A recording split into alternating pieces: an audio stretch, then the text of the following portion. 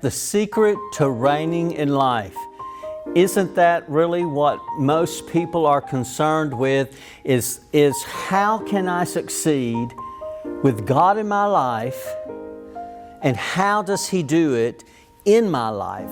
So we're going to take the time to look at this so that we can begin to use what we're talking about here in our everyday living and understanding how God's grace works in our lives day in and day out. You are called by the Lord to be a success, to enjoy wealth, health, and a life of victory. He's called you to be the head and not the tail. If you are a businessman, God wants you to have a prosperous business. A homemaker, you are anointed to bring up wonderful children in the Lord. A student, God wants you to excel in all your exams. If you're trusting the Lord for a new career, He doesn't want you to just have a job. He wants you to have a position of influence so that you can be a blessing and an asset to your organization. Whatever your vocation is, you are destined to reign in life because Jesus is the Lord of your life. When you reign in life, you reign over sin, the powers of darkness, every sickness and disease, the devil and all his devices.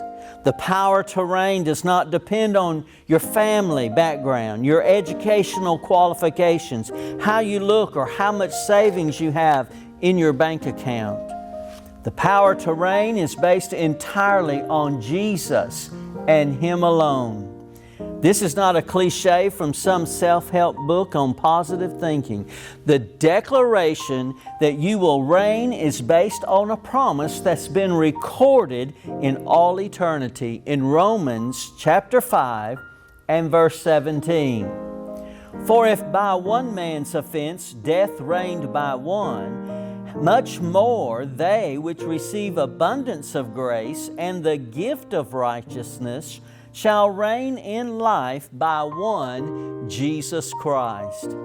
The word reign in this verse is where we get the word basilica. In ancient Rome, basilicas were used as law courts. So it refers to a kingly judicial rule.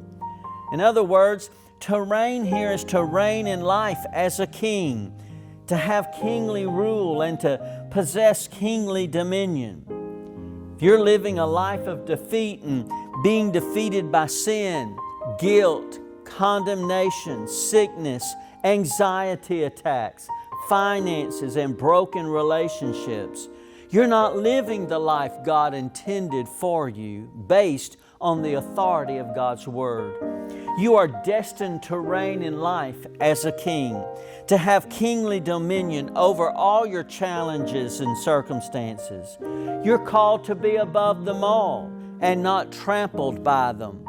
The time has come for you to stop forfeiting your right or your reign in life today. Instead of seeing yourself reigning in life, you see more evidence of death reigning in the world. The Bible tells us that it was because of one man's offense, Adam's sin in the Garden of Eden, that death began to reign. We are sinners not because we sin, but because of Adam's sin.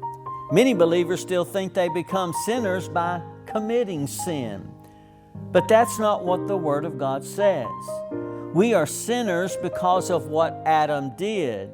And by the same token, we are made righteous in the new covenant, not because we do righteous deeds, but because of one man's obedience, Jesus on the cross, the second Adam. When the law of works is preached, it strengthens sin in people's lives. What you have to know is the fact that the sin debt has been taken care of, and Jesus' blood is continually washing you clean for sins that are past, present, and future. 2 Corinthians 5:21 says, For He hath made Him to be sin for us, who knew no sin, that we might be made the righteousness of God in Him. You didn't earn it, but you received it when you received Jesus. You have kingly dominion. You reign in this life because of what Jesus has done for you. This is what faith is all about.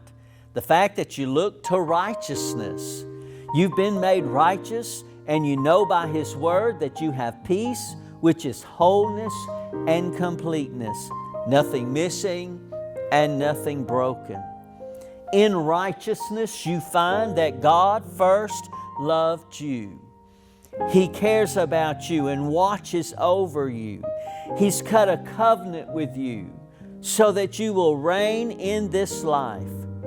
Walk in freedom and the joy He's given you.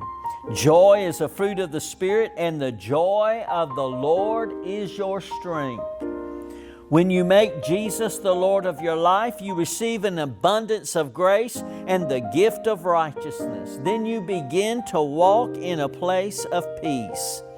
You walk in an attitude of, I know that I know. You can be fully assured that the very things that you need are found in Jesus. Why? Because you have cut a covenant with Him. Therefore, you can enter into the rest. You'll no longer live a life of dismay and discouragement, but you'll live a life of victory, and you'll live a life of able to do everything that God has asked you to do. And in that, you can have peace, wholeness, and completeness, nothing missing and nothing broken. You can be in that place where you have all sufficiency in all things that you do because you look to righteousness. And that's the key for today, is to continue to look to righteousness.